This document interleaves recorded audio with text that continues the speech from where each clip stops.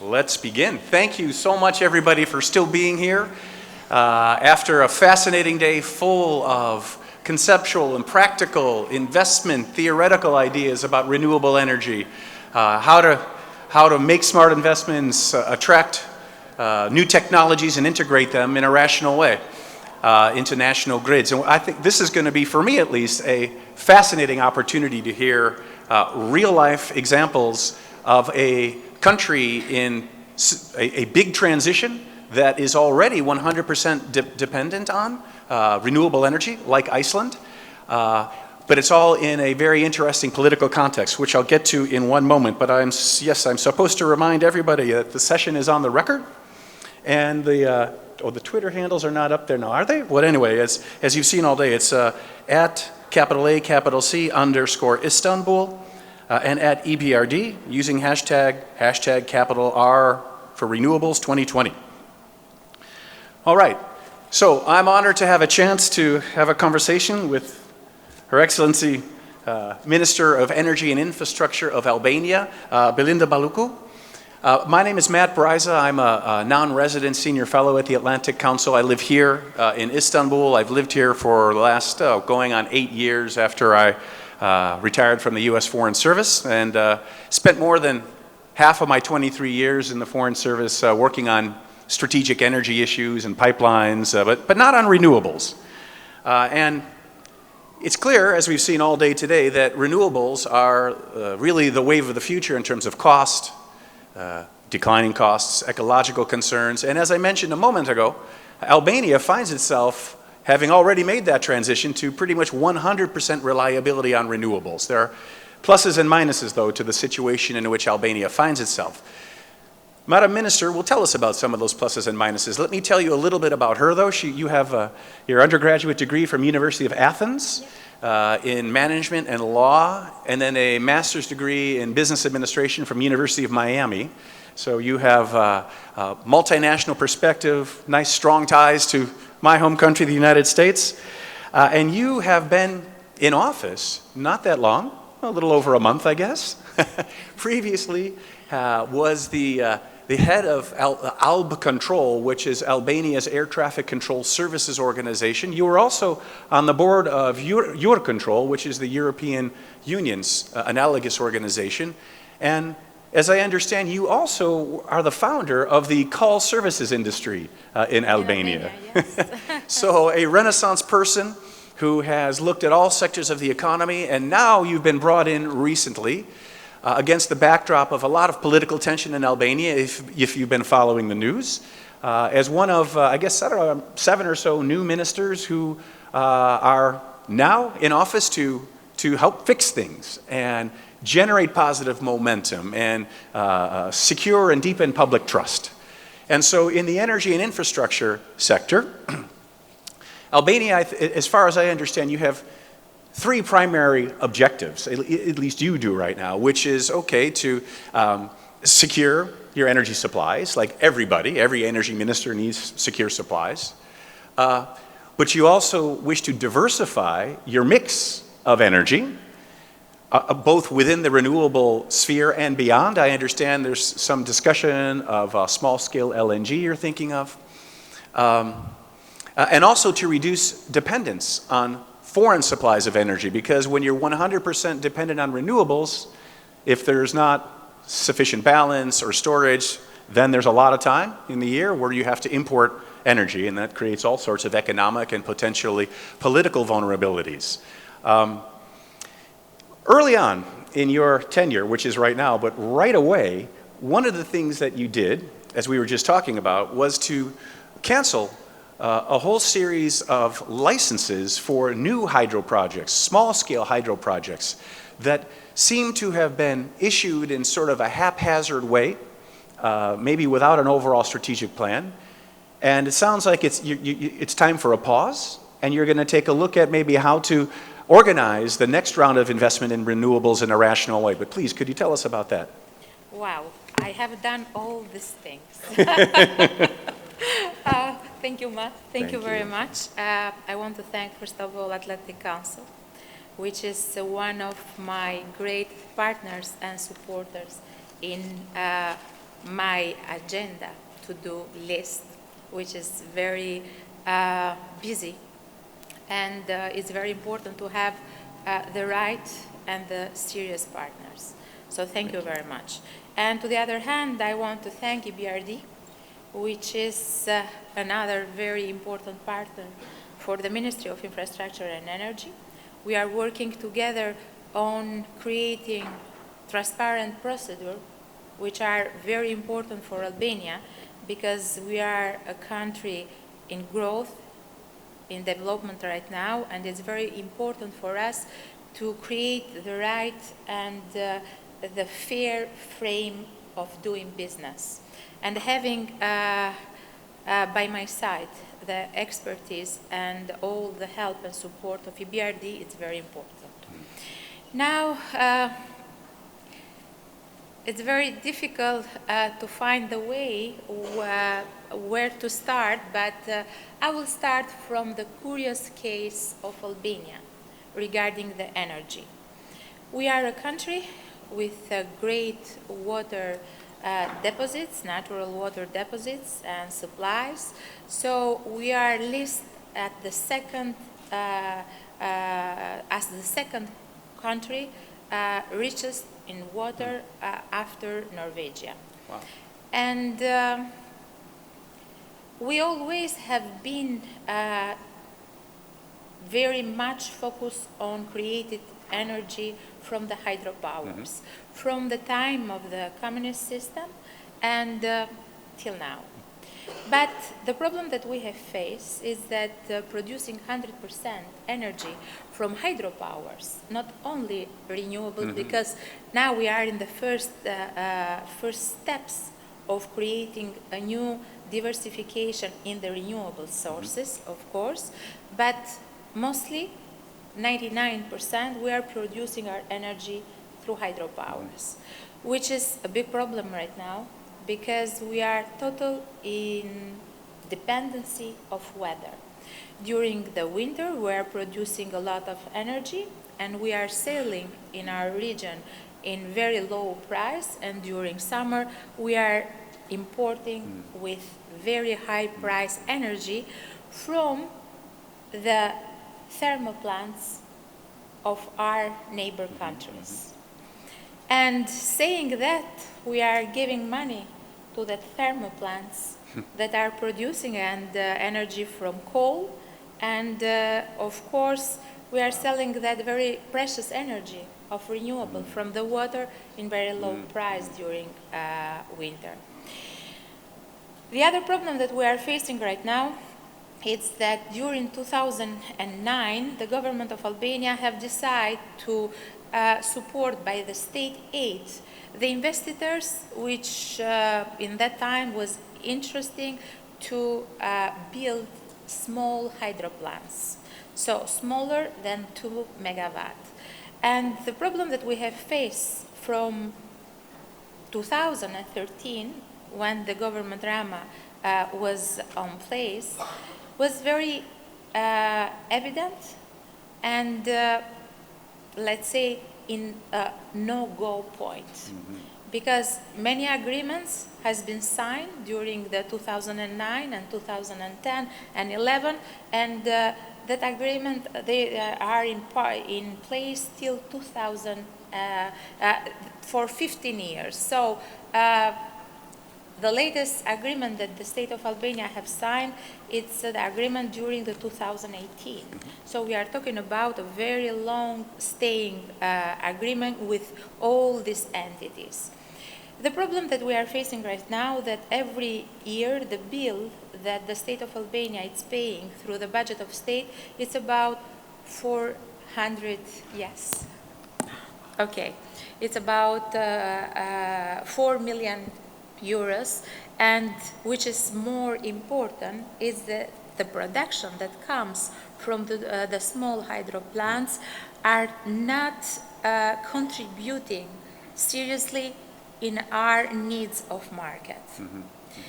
We have found the loss of the transmission grids in about a level of 46% in 2013, and after all the investment and the improvement, today we are about 24 and looking forward to reach our goal, which is 16%.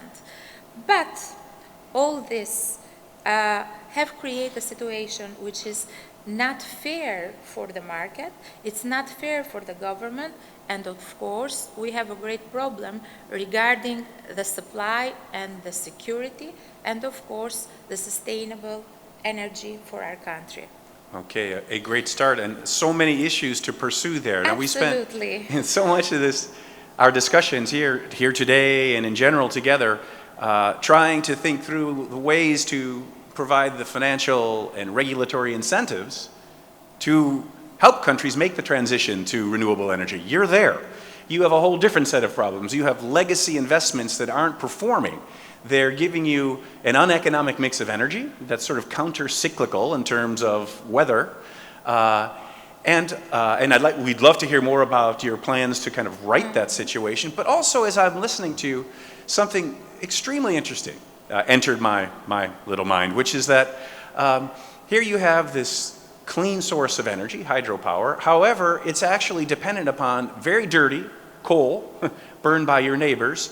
And in addition, those small-scale hydro plants also create environmental damage for your own water resources and even tourism sites. So how do you work through that very difficult trade-off?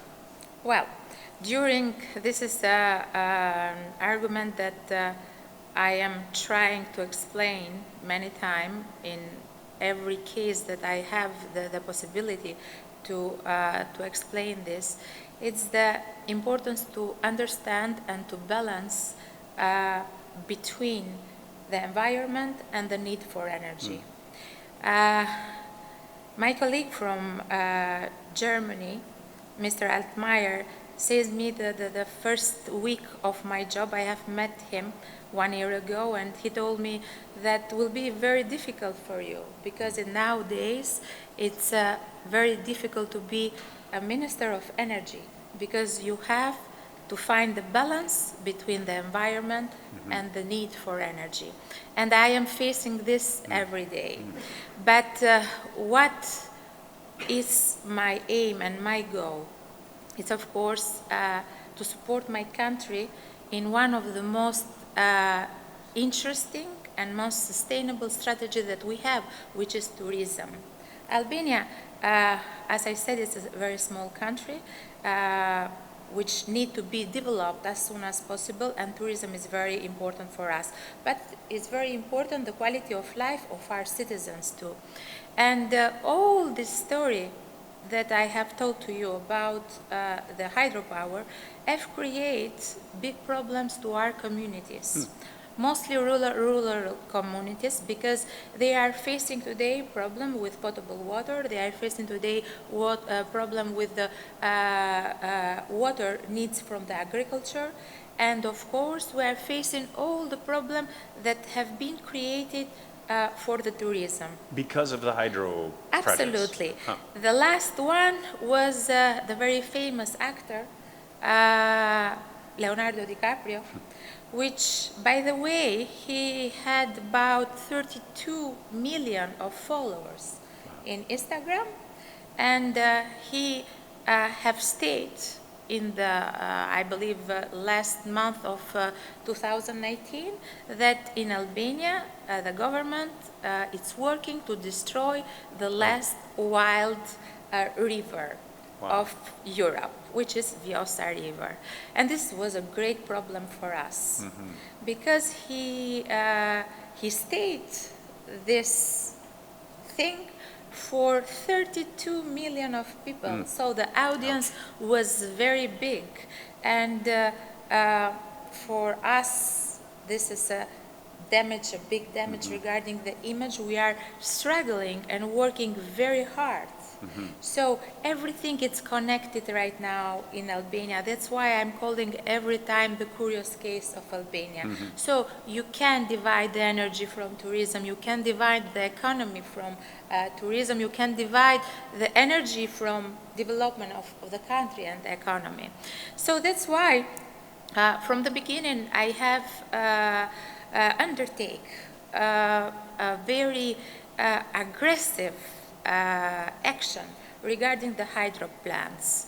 So, of course, the big hydro plants, so we have great hydro plants that are built from 15 years now, and they are in great condition, and they are operating in 100%, but I'm always referring to the small one, so they that are supported by the state aid.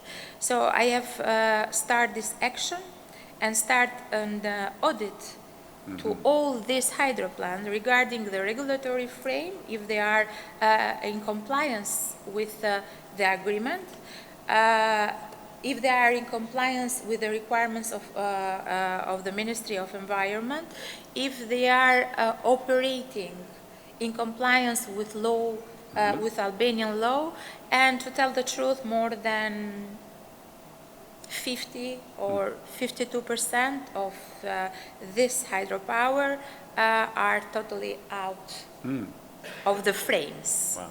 And that's why many of the contracts have been already canceled, or some of them are in process to be canceled. And this is the story of hydro plant. But what we are doing right now, what is very important for us now that we are talking, is that we are trying to diversify our sources. And of course, in Europe, it's a big debate, it's an open discussion about the diversification, and when the diversification it's the topic, always we understand that we need to diversify the sources from coal or oil to renewable. We are not talking about this. Of course, it's very good, and we are working very hard to diversify these sources, and we are now, just now that we are talking, we have opened a very big auction regarding the PVs. Because 2 of them, yeah. Just one of them, it's running right now. It's an auction about 140, 140 megawatts. Yeah, 140 megawatts, and of course will be one of the best auctions that we ever had, with the help of EBRD, of course, because it will be a total transparent process.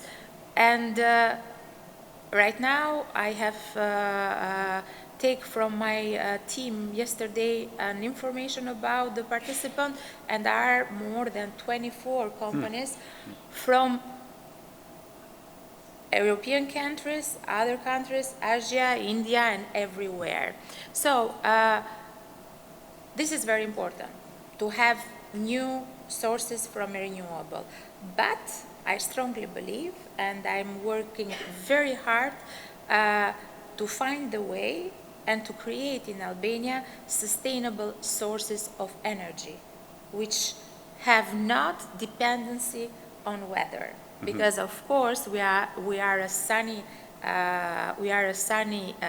place, a sunny country, because we are in Mediterranean, and the most part of the year we have sunny days. But to the other hand, we are always in dependency on weather. What we need today in Albania, just to reduce the amount of imports, it's of course to create new sources of energy, of course with zero emission or less emission, but sustainable energy produced in our own country, and of course with the strategy to make Albania in the future a very important location of Balkan as an exporter of renewable energy. Okay. So if I could draw a couple of thoughts out of that. Yes. There's your clear message about this transition, your commitment to do what you said, make Albania not dependent on weather-dependent sources of energy or on imports, and become an exporter, generate your own clean energy. Also, left suggested but not articulated is that you're bringing transparency to the Albanian energy market, moving away from those sort of questionable, some of those smaller hydro projects, to cooperation with the EBRD on this auction, which will lay the foundation then for a more liquid, transparent market approach to energy. That's a big positive, obviously. And then, though, there's an underlying issue of geopolitics and your location. And the fact that, A, you've got a coastline, and I know with the U.S. Department of Energy, you've been talking to them about small-scale liquid natural gas. Mm-hmm. B, there's the Trans-Adriatic pipeline, and that brings natural gas, or will bring natural gas from Azerbaijan across Georgia and Turkey, the TANAP pipeline across Greece to Albania, then under the Adriatic to Italy and beyond. Yet, there isn't a national gas grid in Albania.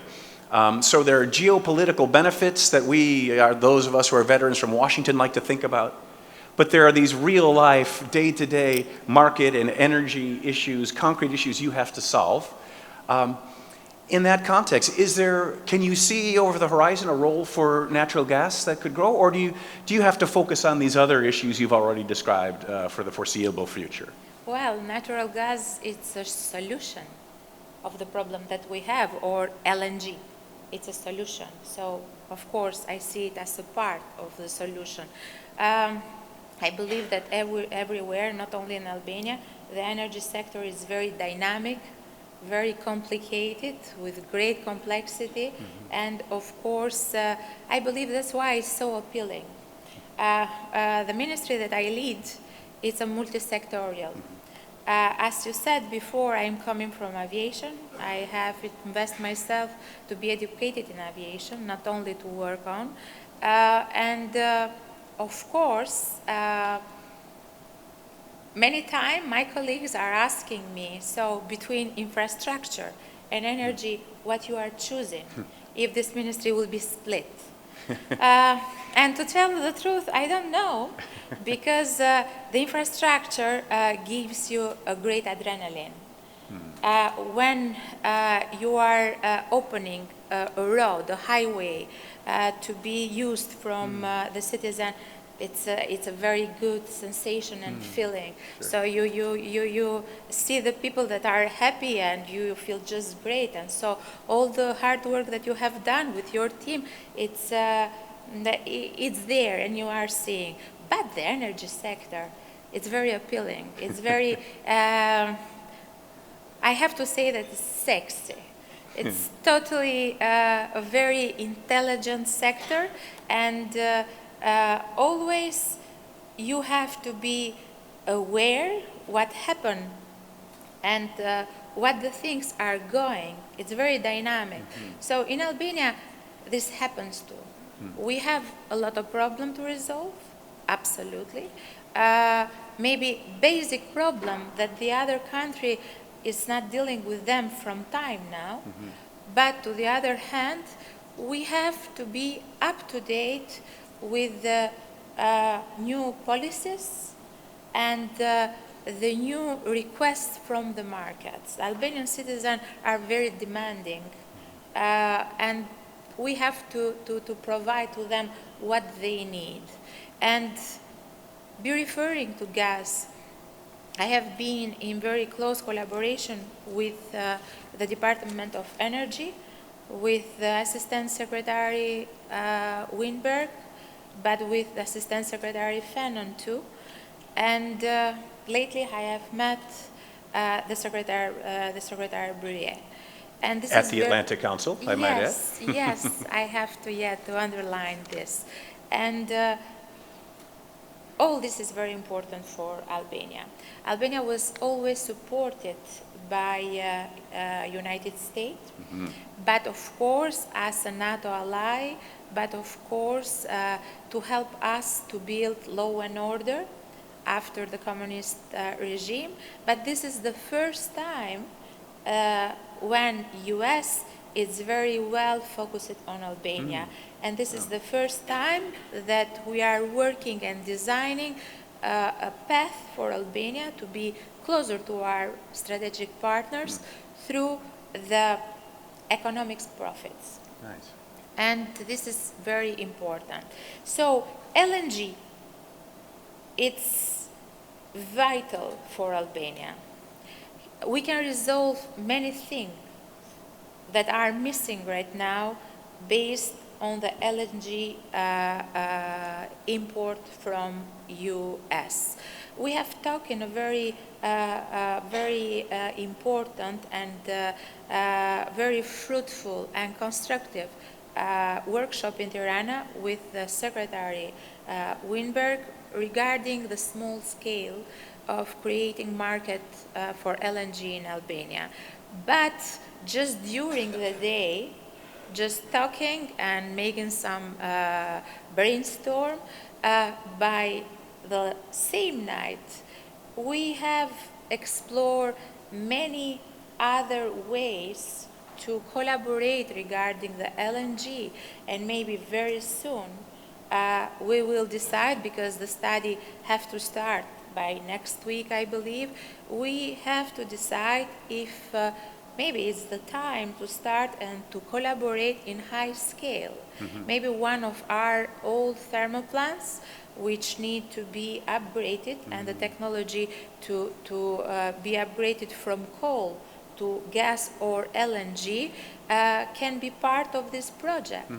But this thermal plant, the thermal plant of Laura, is located in a very favorite area, which can be a floating terminal for the LNG, and making Albania a very interesting hub of distributing this LNG in all the region, in all Balkans. So we have great plans. We have a great strategic partnership. We have great supporter as is Atlantic Council and EBRD. So I believe this is the golden moment for my country. And I'm lucky to be in this position right now. I would be a fool if I were to go on. That's the most beautiful way to end a discussion, but there may be a few more points you want to make. I mean, we are at about 5:20 when it's time to wrap up, but I just, if I could just reflect on that. I mean, you have painted a picture of someone who just over a month ago inherited a highly troubled energy sector with these problematic hydro plants causing environmental damage, questionable economics, keeping the country dependent on imports and seasonality. And in this short time, you've come up with a vision to kind of reform that piece of the equation and think strategically together with your US ally about a whole new direction, new technology, small-scale LNG, gas-fired power plants, so conversion of an existing coal-fired plant, possible export of Albanian energy to neighbors. Prompts the question, how much more could you possibly have done? So implementation, getting the political will behind this, overcoming entrenched interests will be a great challenge. So my reflections there. Maybe I'll give the last word to you, and then we're going to turn to our president, Fred Kemp, to give us our final remarks. Just a little, so I'm 12 months in this position, just 1 year, no 1 month. So I'm not so genius. It was in 2018. Yeah. So I'm very new in the position because I'm just a year. My first day of as Minister of Energy and Infrastructure was 16th of January 2019. So a year and something. But yeah, I'm new in position. I'm new in position. But as I said, the energy, it's very appealing. As I said, my country, this is the golden moment, and we can't lose any second anymore because we have lost a lot of time during this 30 years of transition from communistic system to democratic one. Maybe sometimes for you it's not so easy to understand our complexity. But I'm pretty sure that the people that are from other East European country can understand me very well. But Albania had a difference from that country too, because it was not just communist country, but closed for 50 years. Yeah. We have lost any connection with the outside, was kind of big brothers. Yeah, during the Hoxha period, you were the most closed of all European countries. Yes. Yeah. So now we have to walk. If you make a step, we have to run. And to gain the time that we have lost. So in this year, in my position, I have used the time to understand the problems, but to find the solution too. And of course, with very good friends and supporter as Atlantic Council is and as EBRD is right now. Thank you so much, Madam Minister. Thank you. Really an honor Ambassador. to be able to learn from you and see what good governance is really all about. And all of us, Atlantic Council and beyond, and EBRD, it's your success is our success. So let's deepen the partnership. Thank you. I Thank you so appreciate much. very much Thank your you. words. Thank you. And I'd like to call our esteemed President. President Kim?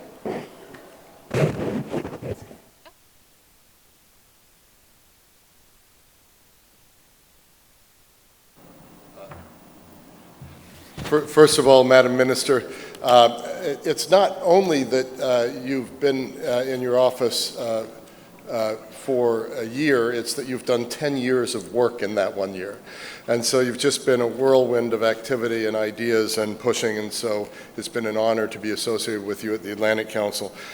In fact, we've been associated with you in the past month on 3 continents. In Abu Dhabi at the Atlantic Council Global Energy Forum, if I'm not mistaken. Yes. And then in the United States, where you met with Secretary Bruette, the Energy Secretary Bruette, and then now here. And so it's just been a great honor that we were able to, in a short period of time, have important energy transition conversations, not just on 2 continents, but on 3, with different groups, but it's been an honor to have you at the center of these conversations. I'm heartened by what I heard here today, and I'm going to close relatively quickly. Our ministerial panel kicked off the day by outlining the policy frameworks supporting renewables across the region, how these policies are evolving, and where there are opportunities to foster greater regional cooperation. Our second panel, on our second panel, we heard how the accelerating growth and competitiveness of renewables is prompting a rethink of traditional policy support mechanisms and what implications this will have for financing renewable deployment in the future. On our third panel, we heard a frank and pragmatic discussion of the very real challenges of integrating ever higher shares of intermittent renewables on the grid, and the new models and collaborations across, including across borders, that will be needed to ensure effective and efficient energy grids going forward. Had you been in Washington, you would have heard the visionary view of Energy Secretary Bruette of new technologies that will transfer energy wirelessly. And this is also under investigation. And our final panel explored the frontier of innovation, highlighting the new technologies, policies, and business models that will be needed to drive the next generation of clean energy growth in the region and globally.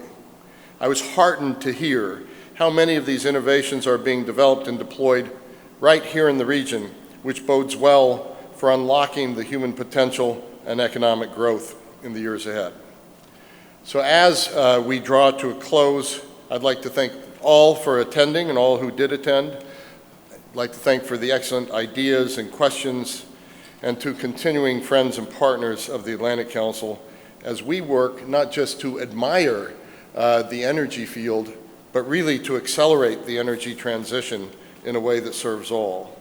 I want to thank once more ministers and speakers who came here today, not just from the region, from around the world, to lend their perspectives on how the growth of renewable energy is poised to shape the trajectory of Eurasia for years to come.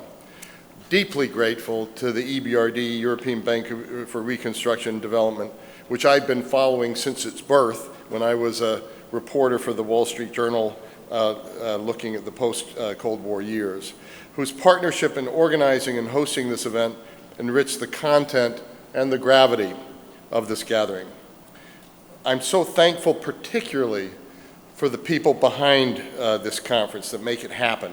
The incredible staff of the EBRD, our own Atlantic Council and Turkey team, led so ably by Defne Arslan, and also engaging Pinar Dost and Grady Wilson, just really pound for pound the best team you could possibly have. And thanks to all the rest who played a role.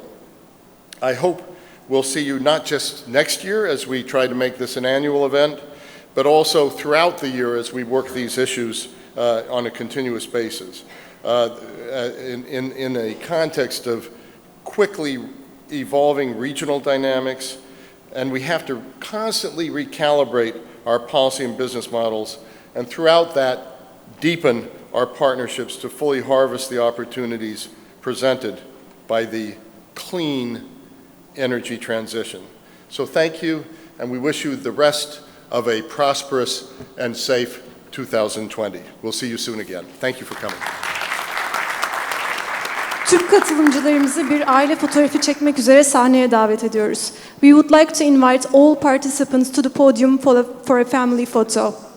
All speakers to the podium for a family photo.